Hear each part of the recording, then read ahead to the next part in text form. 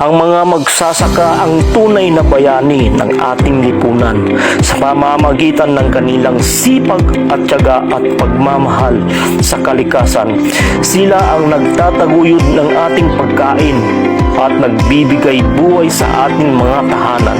Sa bawat umaga, sila'y gigising ng mahaga upang magsaka at magtanim. Hindi sila nawawalan ng pag-asa kahit sa hirap ng trabaho at mga hamon ng kanilang kinakaharap.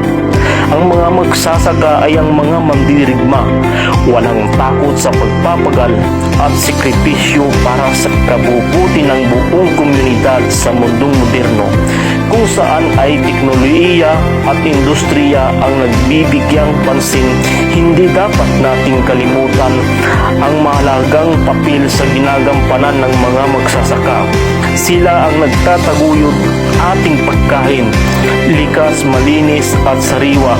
Kaya't sa lahat ng mga magsasaka, patuloy ninyong ipagpapatuloy ang iyong dakilang gawain ng iyong mga kamay, ang nagbibigay buhay sa ating sakaan, ang iyong dedikasyon at sakripisyo at nagpapamalas ng tunay na kahalagahan ng pagiging isang magsasaka. Hindi hadlang ang mga magsubok, kahirapan sa bawat tanim ng inyong itinatanim.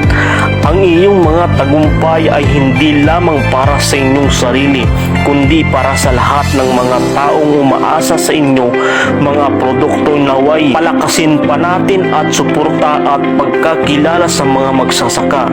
Bigyan natin sila ng tamang halaga at respeto na nararapat sa kanilang mahalagang kontribusyon sa ating lipunan. May pagkakaisa at pagkalinga sa mga magsasaka sapagkat sila ang mga tunay na nagpapakain sa atin. Mabuhay ang mga magsasaka.